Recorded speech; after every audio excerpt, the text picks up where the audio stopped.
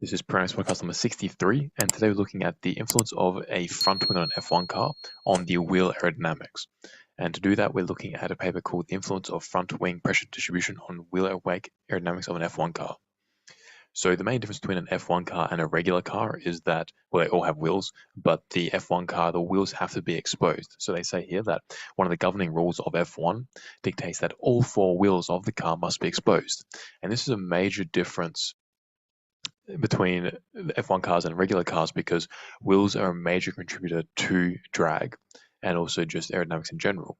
So they say here for a F1 car, the wheels approximately have 40% of the total drag of the car, whereas for a passenger car, that value drops to around 25%. It's still a massive amount, but for an F1 car, it's almost like half the value in just the front wheels alone. Then you have the back wheels, which make up the rest, like a bit more. So the wheels are incredibly draggy, and one of the main reasons for that is that it's so difficult to streamline. To make a wheel, it has to be circular, and circles are not really very streamlined. So you're kind of limited there. To overcome this, they make a lot of aerodynamic features ahead of it to control where the flow goes. So instead of just the flow hitting the wheel at any angle, they try to make these wings at the front, these elements, channel the flow in certain ways to reduce the wake of the wheel, to reduce the drag of it.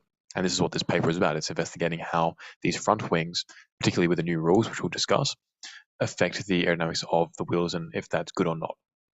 So they say the mismanagement can result in regions of energy loss, so of the aerodynamics, and that has an impact on the performance of the downstream components. And that's true with every aerodynamics. Like anything that happens upstream is going to affect something downstream. And with F1, because the cars are traveling in incompressible flow, very incompressible flow, or very subsonic, the information actually also translates upstream as well. So if something happens downstream, that will also affect upstream aerodynamics as well. But it's usually not as much as the effects of upstream to downstream. So they say, being the first element to encounter the free stream air, the front wing dictates the shape of the flow around the other components of the car. The front wing is responsible for generating a trailing vortex system consisting of several co-rotating vortices shed by end plates, strakes, and the central section of the wing. So let's talk about these different sections. So the end plates, they're if you have a wing, you're producing lift or downforce, you're going to be producing a wingtip vortex. So if you strap an end plate to it, then that's going to really reduce that. That's akin to wingtip, like on airplanes with wingtip flaps and that. The strakes. Now, to understand how a strake works, let's talk about how vorticity forms and how it sheds. So if you have a regular object and it's just a randomly shaped object, let's say it's quite smooth at the back, the vorticity will develop over the surface, and then it will start to shed randomly. The reason why it sheds randomly is because there's no point along there where the vorticity can really concentrate and then lift off. So what the strakes do is that they create these regions of non-uniformity in the surface, so that the vorticity can travel along that path and then shed from that point. And you see this on planes as well. If you look at the wings at the trailing edge, you'll see like these little darts coming out almost, and they're there to help channel the vorticity in certain regions. So by putting these strakes on certain points, you can control where the vorticity leaves the surface, and that where the vortices leave the surface, and that helps you to redirect the flow to reduce drag. And then finally, the central section of the wing. So that's potentially due to separation or just other features. So these vortices then control the wake of the front wheels by redirecting it away from the car. Concerning the near wake of an isolated wheel, two researchers, Merker and Bennerberg, named the structures observed on the side of the wheel where the tire meets the ground as jetting vortices. So what happens here is when you have a wheel, and let's say it's on the ground, you have a contact patch. That's where it meets the surface. Now, so the air, imagine you're the air, and you're traveling straight into the wheel. Where are you going to go? If you're near the up part, like the upper half of the wheel, you might flow over the top, you might flow around the sides. But when you get further down, close to the ground, there's so much air around you that you can't really flow that freely around the wheel. So all this edge gets crammed into this section in the contact patch area, and then that creates these vortices, and that's what's called a jetting vortex. And you have one on each side of the wheel when it's in contact with the ground. And the contact patch severely affects these jetting vortices. If you have tread, then that greatly reduces the jetting vortices strength because some of the air can go underneath the tire because of the tread pattern, those little gaps. If you don't have these tread features and it's just a slick surface on the road, then more air was going to be channeled into these jetting vortices and increase the strength of these vortices. So this phenomenon called tire jetting happens because the tire squeezes the flow that becomes stationary in front, making the air go around it. And then this is for an isolated wheel, by the way. The same thing happens for F1 cars and passenger car wheels. However, the physics is slightly different, but the general features are still there. An additional investigation of the near wake of an isolated wheel rotating ground contact patch was carried out by Robert Knowles, that geezer, and they say he highlighted the following features of the main characteristics of such a wake. So 1, a region of velocity deficit in the shape of an inverted T. 2, large regions of reverse flow behind the wheel. 3, a channeling vortex system consisting of 2 contra-rotating vortex pairs. That comes from, there's one around the contact patch. There's also one around the midsection of the wheel, which what's called the shoulders of the wheel. So like the shoulders are the edges. And then 4, these ground vortices are larger, more defined, and convected further than the upper vortices. So he proposed that just upstream of the contact patch, the convergence of the tire and the road surfaces combine to produce a localized lateral jet on each side of the wheel. These jets deflect the free stream flow as it passes the lower shoulders of the wheel, so the edges, thus modifying its effective shape. So, testing for a Reynolds number of 50,000, a couple of researchers observed that the lower wing edge vortex, so when you have a wing in front of a wheel, the lower wing edge vortex interacted with the wake of the wheel, creating an asymmetric structure. For low wingspans, this is interesting now, for lower wingspans, the vortex travels around the inside of the wheel, but for higher wingspans, it travels on the outside. So this shows how this front element can really affect where the vortices are traveling and the wake of the wheel. Regarding the angle of attack of the upstream wing, observations led to the conclusion that it defined the vortex's size, strength, and degree of movement. So again, how much the flow is being channeled and how much energy is left in the flow, which we'll cover, affects the vortex size and development. So some researchers utilized a non-deformable tire to study the impact of the ride height and wheel positioning, both experimentally and numerically. Let's talk about non-deformable tires. So they do change the flow physics dramatically. Now, the features are generally the same, but again, the magnitudes of different flow features are out of whack. And the reason why is because if you have a non-deformable tire, if you think about it, it's just a cylinder touching the surface at one point. It's very minor, and that's where you could say that's 0 degrees. Now, if you have a deformable tire, the contact patch squishes, like the bottom of the tire squishes now because you have a loading on it. And so a lot more of the tire is actually in contact with the ground. And that means that the air has to rush around in a different way, and that changes the flow physics. But as a general idea, a non-deformable tire is very easy to do, and it does provide some insight. And back in the 80s, 90s, and even early 2000s, this was a fairly common thing to do. Now, if you do research with non-deformable tires, no one's really going to read it. But anyway, let's move on. In this study, they concluded that the primary downforce limiting mechanism was the vortex breakdown and then the separation.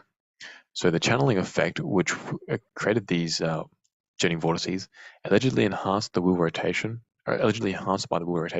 was the primary downforce enhancing mechanism. So when you rotate a wheel, what happens is more flow, like if you look at the stagnation line on the wheel, it moves down and it changes how much flow is channeled into the jetting vortices and how much flow is channeled into the upper vortices as well. So changes in the wing downforce were attributed to a combination of the wheel circulation effect, obstruction by the wheel, and damping effects. So this is an upstream effect. If you have a wheel behind the wing and you change how this is moving, that affects how the wing performs as well. So that shows how intimately coupled these two features are. So Bruckner studied the interaction between a double element wing and a wheel. A double element wing is just when you have effectively two airfoils making up the entire wing, and you can have lots of elements. I think back in 2016 or something, and maybe a bit later, there were the front elements were like 14 just for the one wing, and they became very complex. So a double element wing is quite simplistic, but the reason why it's important now is because the F1 rules have changed to simplify their front elements, and two element wings are now more within reach than they used to be. Back 5 years ago, two element wings were, if you wanted your car to suck, you'd make a two element wing. You had to have 14 elements or around that to make it good. Now you can get away with two elements because of different rules. So in comparison to the isolated case, the downforce produced by the wing was smaller for higher ride heights and bigger with less ground clearance. This was attributed to the position of the stagnation point on the wheel, promoting a higher pressure beneath or above the wing, depending on the ride height. So in other words, a ground effect was really occurring, as expected. It was also concluded that at the lower ride height, wheel rotation had no impact on the downforce produced. The wing position was found to impact the wheel structure, observing an increased drag and lift at higher ride heights. So that's interesting. Obviously, the free direction of the flow changed with the ride height and made the wheels perform differently. So moving on to something called a gurney flap, and in podcast number 62, I covered gurney flaps, particularly on active flow control devices for cars. But the gurney flap is a small appendix installed at the trailing edge of the front wing, which can bring considerable performance gains. The main difference between the addition of a gurney flap consists in a large area of low pressure under the main wing that enhances the ground effect, causing both a redistribution of the flow, observing a flow acceleration under the base of the end plate, and a better interaction with the wheel. Downforce was seen to increase by approximately 24%, paired with a limited increase in drag force. So that's because of the gurney flap producing such a massive ground effect. So that's quite amazing. And considering that you don't get much of an increase in drag, that's a very desirable flow feature of a flow control device. And then there are another bunch of geezers. They did another study, and they say while most studies regarding inverted wings and ground effect focused on a straight line condition, this study investigated the effects of the yaw condition. And the yaw condition is representative of a car operating in a crosswind wind or when cornering, which is when downforce is primarily required. Now, this is the funny thing, because not only in F1, but in passenger cars as well, all the research that's going into aerodynamics, I shouldn't say all the research, because in the last 5 years, maybe a lot more has gone into cornering, but still the majority is for straight line. And the thing is, cars don't operate on straight line very often. Like even for a passenger car going down a highway, there's going to be a crosswind, and that's going to affect the flow around the car. So straight line, like strictly straight line aerodynamics is kind of irrelevant in the real world, which is why looking at the yawing condition is very important. So it was found that a change in the surface pressures caused asymmetric loading on the wing, strengthening of and inhibiting of vortices, depending on the rotational sense, and a reduction in both downforce and drag. So when you're yawing, these things occur. The asymmetric loading on the wing makes sense because now you have the flow coming on an angle. One thing that happens to the wing is that the airfoil profile that the air sees is now different. So if you think about it, if you have a regular airfoil, let's say a NACA 0012, if the flow is going over it directly, like straight, it's going to see a certain length of the airfoil and a certain thickness. But if it comes at an angle, the length of the airfoil that it sees is much longer because it's traveling like horizontally over the wing as well a little bit. So even though the same thickness occurs, it occurs over a longer distance because it has to travel further, which effectively makes the wing act like a thinner airfoil. And it can create asymmetric loading as well in this case, and it can change vortices. So the reduction in forces because of this yaw was attributed to a change in the stagnation locations and a reduction in the effective diffuser angle of the wing suction surface. Still regarding yaw condition, some other geezers studied the effects of cornering on a multi-element wing and ground effect. So asymmetry was the general rule regarding the on-surface pressure distribution. The change in downforce generated was minimal, while drag was found to increase in the cornering condition and decrease in the fixed yaw condition. So, in other words, the drag increased when the car was cornering in a dynamic fashion, whereas when it was cornering in a static fashion, a fixed yaw condition, the drag dropped, which is interesting. And they say this was due to the combined effects of both a variable local yaw and a higher free stream velocity at the outboard tip, leading to modifications to the surface pressure distribution. The downstream trajectory of the vortices was also significantly altered between the straight line and cornering cases, which are governed by the direction of the free stream flow. That makes sense because the vortice is going to be carried away differently depending on what angle the flow is coming in at. So moving on to the new regulations for F1, they say it aims to reduce the loss of performance when following another car through the change in aerodynamic design philosophy. The goal is to implement a set of changes in order to obtain more downforce from the underbody of the car, relying less on overbody aero such as wings. So what they're saying is they want to declutter everything on the vehicle to reduce how much dirty flow is hitting the car behind you. So it makes it more competitive. If you have a lot of dirty flow hitting the car behind you, their aero stuff is not going to perform as they wanted it to, so it's going to cost them time. Now, this is to make it more competitive, obviously. So obviously one or a couple manufacturers are dominating the competition, and they wanted to bring other manufacturers in to make it still interesting. Otherwise, people would stop being interested in it. So that's why they moved to this simpler setup for wings. As I mentioned earlier, instead of 14 elements, they're down to a few elements, and they're looking at the underbody to produce downforce. So, to look into this, these researchers did an experiment themselves with a front wing, and they looked at how the front wing affects the front wheel aerodynamics.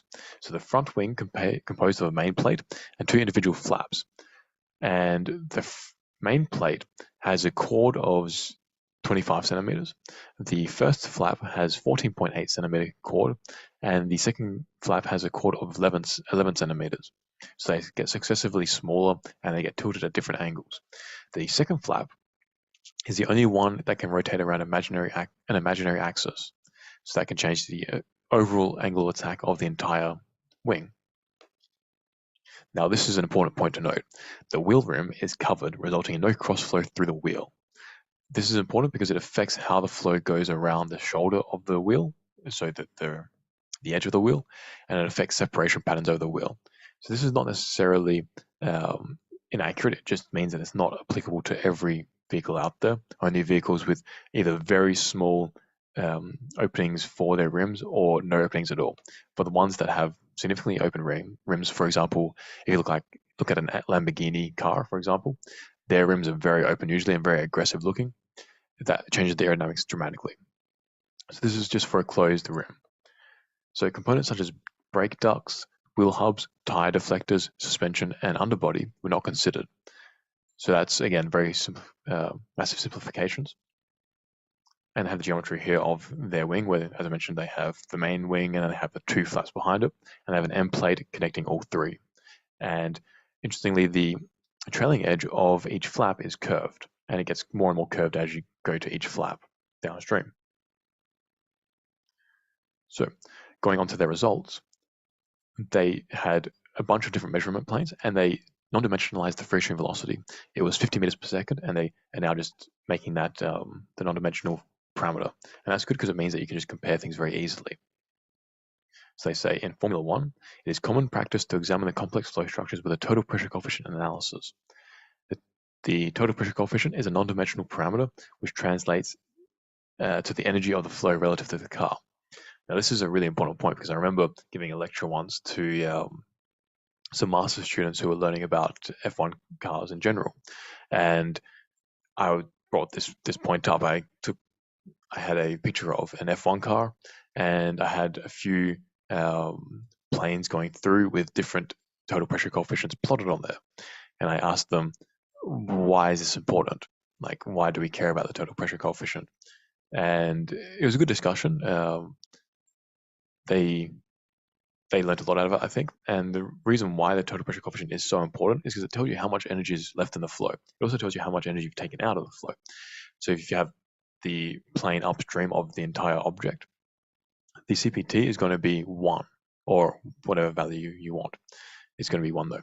And then as you go through the objects, these objects are going to take energy out of the flow because of drag, and other objects are going to channel the flow. So then in certain regions, you can have a higher CPT, a higher total pressure coefficient. That means you have more energy in that region, or less energy in the regions where the flow is being de-energized. Why this is important is, one, it tells you which objects are taxing your flow the most. It also tells you which objects are going to be seeing a slower flow, so how they perform. So that's very important to understand. That's why the total pressure coefficient is such an important parameter. And that's what we use it. So analyzing the total pressure coefficient plots at z equals minus 0.8. So this is just behind the wing element. They have the vortex forming near the wingtip, but inside the plate. As they increase the angle of attack of the wing from 30 degrees to 30 degrees to 34 degrees, the wingtip vortex gets stronger and stronger. It's not technically wingtip vortex, but I'm just going to call that because that's where the geometry is. It gets stronger and stronger. The loss becomes greater. Now, between 30 degrees and 32 degrees, the overall size of the wingtip vortex actually reduces. But if you look at the core size, it increases dramatically. So overall, I imagine that the loss of the vortex is greater for 32 degrees than 30 degrees. And then at 34 degrees, it's just massive. It's much greater. And that's partly because the wing is producing so much more lift. Then as you go further downstream, this vortex develops and it kind of splits in two, the loss regions. So at an angle of attack of 32 degrees, it's quite obvious where you have two regions that have been split and two low pressure regions. And it becomes more and more exacerbated at higher angles of attack, which makes sense because at high angles of attack, the wing is producing more lift, which means this vortex is going to get stronger and it's going to be more lossy. So, and it's also going to take longer for it to break down downstream. Moving on to the wheel. So influenced by the flow coming from the wing, the wheel aerodynamics behave differently depending on the flap configuration, which then influences the feeding process of the underbody due to its proximity. So in other words, the angle of attack of the wing affects the wheel aerodynamics, and then what's coming off the wheel will then feed the underbody of the vehicle differently. So that's why the wing is so important. The wheel wake can be divided into two regions, an upper wake and a lower wake. The lower wheel wake extends further downstream, which is explained by the ground presence and the jetting vortex. So in other words, the wake coming from the lower part of the wheel is usually much stronger and it persists downstream, and that means that it affects more of the car.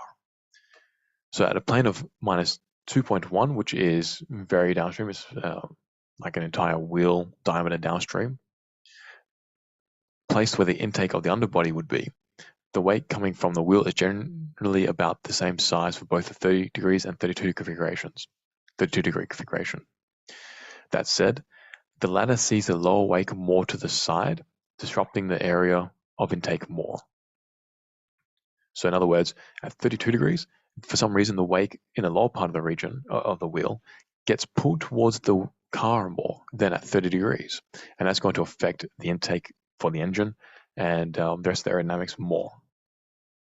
So with regards to 34 degrees, a wider but significantly shorter wake structure, which is also located closer to the chassis, can be observed. So that's true as well. It's not as close as the 32 degree case, but it's definitely closer than the 30 degree case, and it's much bigger and much more lossy. It covers like twice the area and gets down to a much lower total pressure coefficient. So looking at the streamwise velocity at the Z plane of minus 1.75, so a little bit further upstream, but still behind the wheel, the wake shows a very similar structure between the 30 degree and 32 degree cases. Both exhibit areas of strong reversed flow that are contained within the profile of the tire. So these two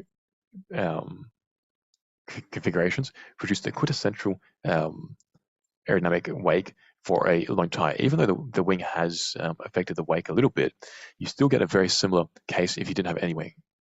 the wake is you have the jetting vortex, and then behind the upper part of the wheel, you just have a massive, like a block of wake. And then as you go down towards the ground, it sort of tapers down and then comes out into two jetting vortices, and the loss becomes greater. In the 32-degree case, the jetting vortex is not as present as in the 30-degree case, and then in the 34-degree case, it is present and it's moving towards the underbody a lot. It's really getting pushed out a lot. So as you increase the flap angle of the upstream element, the wing, the wheel wake really gets like pushed into the ground and pushed to the sides. They say further downstream at a plane of minus 2.1, which is very downstream, a similar behavior is observed. The wake structure is again similar between the baseline, so 30 degrees, and the 32-degree cases. However, the strong reversed flow regions are no longer present.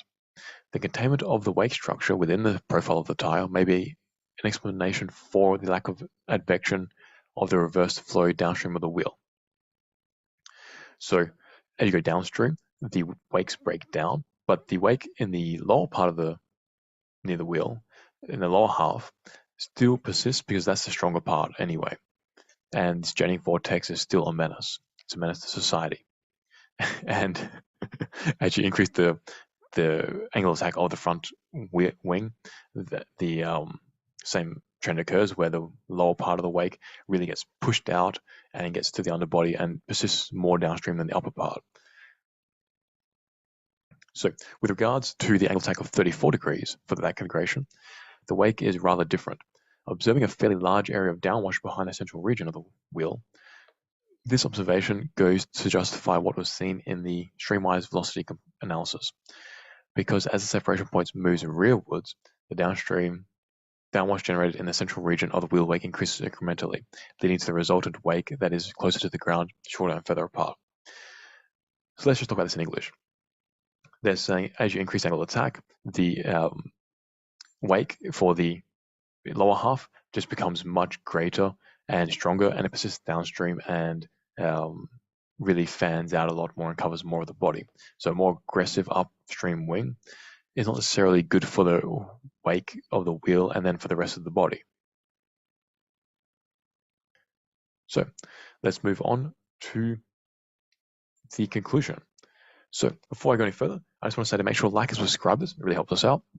And check out the Atmosphere Hawk. If you're doing any experiments, aerodynamics experiments at least, you should be measuring the density of the air that you're using. The reason why that is because the density of air changes by about 2 to 4 degrees, 2 to 4% on a regular day. And that's just normal. It can change more if you have storms or between seasons and that.